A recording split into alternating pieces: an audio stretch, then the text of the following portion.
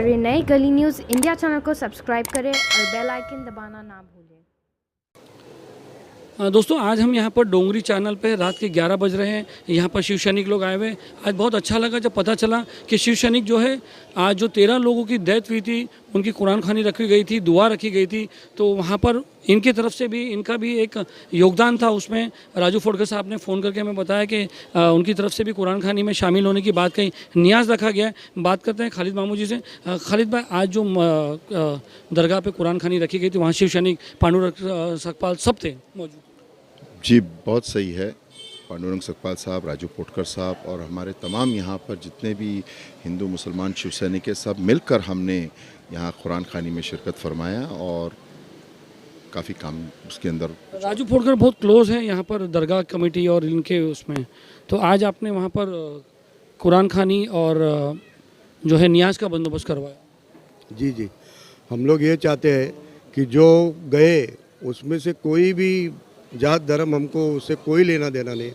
हमारी शिवसेना, हमारे उद्धव साहब, हमारे आदित्य साहब जो है नेता, वो बोलते कि तुम जात धर्म या कोई पार्टी का मत देखो, पहले तुम दौड़ के जाओ और काम करो।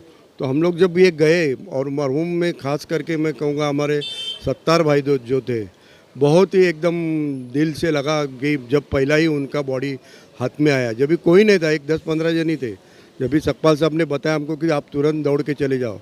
और शिवसैनिक, एक आदेश मानने वाला शिवसैनिक, मैं, मेरे शाखा प्रमुख दिलीप सावंत, हम लोग सब दौड़ के गए और वो काम चालू किए, एक एक पत्थर उठा। सही कहा आदित्य साहब ने, उद्धव साहब ने सही कहा, जब तक ये कौम एक सब एक नहीं होगे तब तक देश आगे नहीं बढ़ेगा। बात करते हैं खालिद मामू जी, वापस आपके पास। आपका एक वीडियो देखा खालिद जी, हम आपको वहाँ से फॉलो कर रहे थे जिस दिन बिल्डिंग दबी हुई थी।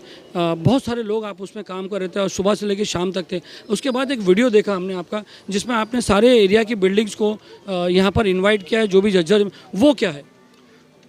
ये जो मुहिम है, ये हमारा आज का नहीं है। आज से तकरीबन 2 महीने पहले पांडुरंग सकपाल साहब, हमारे दक्षिण मुंबई के विभाग प्रमुख, और हमारे खासदार अरविंद सावंत साहब, इनके आदेश पे हम लोग ये काम कर रहे हैं कि जितनी भी यहाँ पर पुरानी बहुत ख़राब हालत में जो बिल्डिंग्स है, उनकी एक लिस्ट बनाया जाए। और महाड़ा और बीएमसी में पांडुरंग सकपाल साहब ने, और यहाँ तक का विनोद, एक तरह से आपने हेल्पलाइन शुरू कर दिया कि भाई जिसको ज़रूरत हो, जिसको ये हो। दक्षिण मुंबई विभाग प्रमुख पांडुरंग साहब आते हैं पांडुरंग सकपाल जी से, जो एमपी साहब अरविंद सावंत साहब के बहुत खास माने जाते हैं। और सर, जिस दिन बिल्डिंग गिरी, साहब स्पेशल पार्लियामेंट से हमारी भी बात हुई थी, उन्होंने तुरंत वहाँ से फ़्लाइट पकड़ा, यहाँ विजिट किया, वापस चले गए। वही तो हमें सिखाया गया है।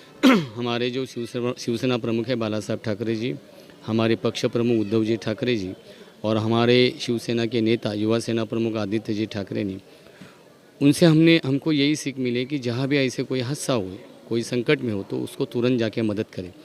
आपको मैं बता दूं कि उस दिन 11:40 में मुझे फ़ोन आया कि ऐसा हादसा यहाँ पे हुआ। तुरंत मैंने हमारे शाखा प्रमुख, हमारे उप प्रमुख दिलीप सावंत और राजू फोड़कर और खालिद भाई को बोला, आप वहाँ पे तुरंत जाइए। वहाँ पे तभी शुरू में 8-10 लोग थे काम करने के लिए, बाद में हमारे सब पूरे शिवसैनिक भी उनके साथ काम में जुटे गए, साथ में बहुत सारे गली के भी लोग वहाँ जुटे गए। मेरा यही मानना है कि जो भी हादसा हुआ, बहुत बुरा हुआ, उसके बहुत बड़ा दुख की बात है। और ऐसे हादसे जो है वो हमेशा हर साल में होते रहते हैं, और उसके लिए कोई धर्म और मज़हब की कोई बात नहीं है। हर आदमी, हर इंसान होता है। दूसरे पड़ाव पे आते हैं, हम बात करते हैं। ये जो आपने आज जो रात को 11 बजे आप बिल्डिंग विजिट कर रहे हो गली गली में, इसके पहले भी खालिद भाई ने बताया कि हेल्पलाइन जैसी हमने चालू कर रही है, जिनको मदद चाहिए, टेक्निकली मदद चाहिए, वो क्या है? ऐसे बहुत सारे जो बिल्डिंग के टेनेंट्स हैं, उनके लिए म्हाडा और बीएमसी के रूल्स रेगुलेशन मालूम नहीं है। म्हाडा क्या कर सकती है, बीएमसी क्या कर सकती है, अगर बिल्डिंग की उनको मरम्मत करनी, किसके पास जाना है, कैसे जाना है, क्या करना है, बहुत सारी चीज़ें उनको मालूम नहीं है। जैसे ये हादसा हुआ, और उसके पहले भी हमने बहुत सारी बिल्डिंग की जांच की थी, तो लोगों को ये मालूम नहीं, लोगों को जानकारी के लिए हम आ रहे हैं। अभी हम जो हैदरी मंजिल पे बिल्डिंग पे मैं जाके आया, 4 माले पे, बहुत एकदम ख़राब कंडीशन है बिल्डिंग की। ऐसा लग रहा है कि बिल्डिंग के आगे क्या होगा, बिल्डिंग का आगे फ्यूचर क्या होगा, इस स्थिति में ये बिल्डिंग खड़ी है। और उसके लिए हम लोग क्या राहत दे सकते हैं, वो देने की हम पूरी कोशिश करेंगे शिवसेना के माध्यम से। और इसीलिए मैं इस इलाके में, अभी पाला गली में मैं हूँ, जैसा ही खंडवा मोहल्ला में मैं उस दिन में गया था, टेमकर स्ट्रीट में गया था, काफ़ी बिल्डिंग है ऐसे यहाँ ही इसी एरिया में नहीं तो साउथ मुंबई में कम से कम 70% बिल्डिंग ऐसा है कि जिनकी पोजीशन यही हालत में। उस दिन मैं कामाटीपुरा में था, मैं आपको अगर बता दूं तो आपको भी ताज्जुब हो जाएगा।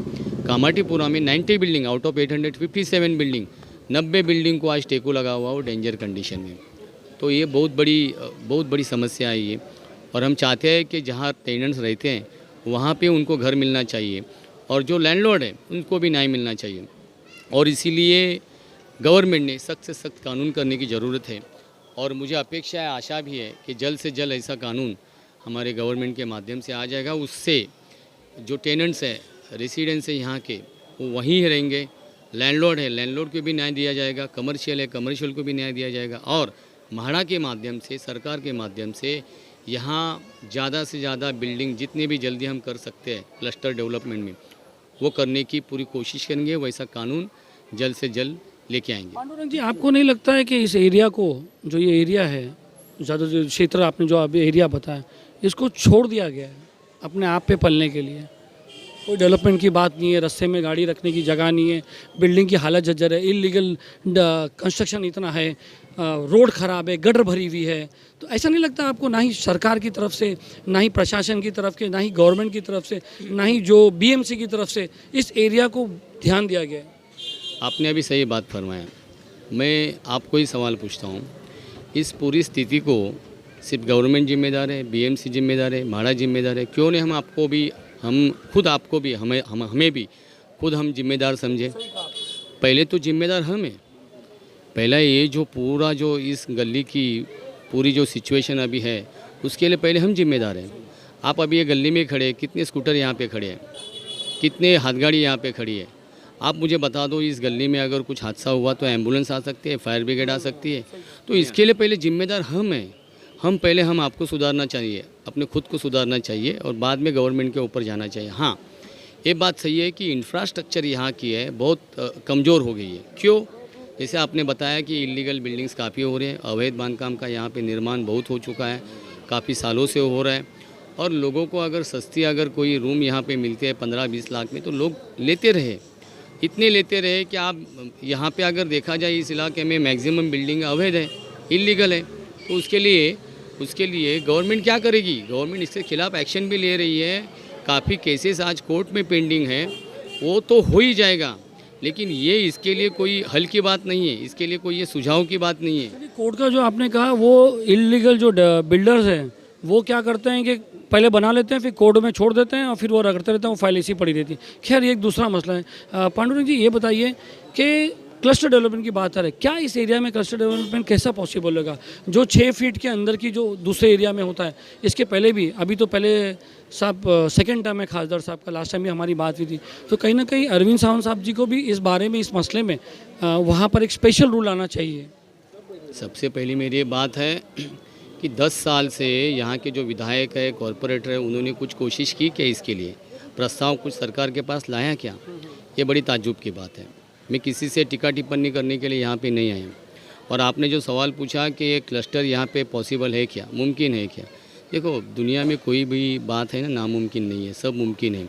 अगर हम चाहे आज भी, अब भी इसी वक्त, और सब टेनेंट अगर इकट्ठे आए सब बिल्डिंग के, तो क्यों नहीं पॉसिबल है? क्लस्टर डेवलपमेंट पॉसिबल है। क्लस्टर में क्या है? क्लस्टर में किसी का नुकसान होने वाला है? क्लस्टर में क्लस्टर प्रोजेक्ट एक चालू है भिंडी बाज़ार में, SBUT का चल रहा है। वहाँ पर भी देखो कितने प्रॉब्लम्स हैं।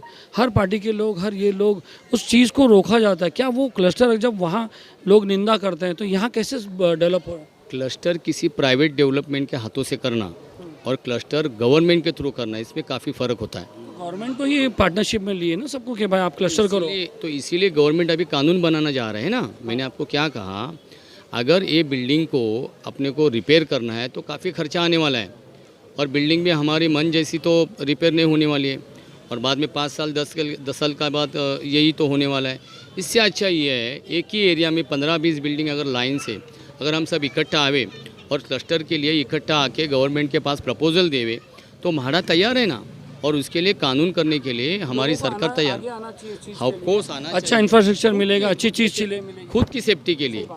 अच्छा रहना तो हमारा। यहाँ पे एक टेंडेंसी, हम यहाँ पे रह चुके हैं, खालिद भाई भी यहाँ रहते हैं, हम यहाँ की पैदाइश है। लोग ये देखते हैं कि बाजू वाले की थाली में कितना खाना, ये नहीं देखते कि हमारे घर में कितना खाना है। सही बात है। बराबर बराबर। वो ये सोचे कि अरे क्लस्टर डेवलपमेंट करना है, पांडुरंग भाई रात को आ रहे हैं, खालिद भाई, इनका क्या फ़ायदा। ये एक टेंडेंसी है जिसकी वजह से रुका हुआ है। देखो, हम जिस बिल्डिंग में रहते हैं ना, यहाँ पे हैदरी मंदिर में, यहाँ 20 टेनेंट कभी इकट्ठा नहीं आएंगे।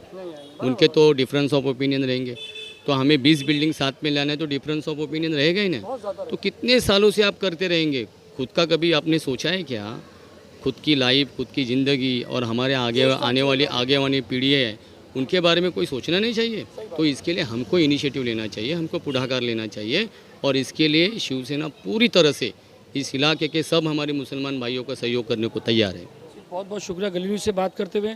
वैसे हमारी आदत है कुछ ना कुछ हम टिप्पा मारते हैं। अभी लास्ट में जाते आते आपका काम देखा, बहुत अच्छा लगा। एक छोटा सा टिप्पा मारते हैं, क्या पांडुरंग सतपाल एमएलए इलेक्शन मुंबई से लड़ेंगे? उसके बारे में अभी आप ज़्यादा सोचना नहीं, लोगों को जानना है। अगर लोगों की चाहत है, मेरे मुसलमान भाई मुझे बोलते हैं कि पांडुरंग सकपाल यहाँ चाहिए, तो ज़रूर पांडुरंग सकपाल उनके लिए यहाँ आएगा। गली न्यूज़ से बात करने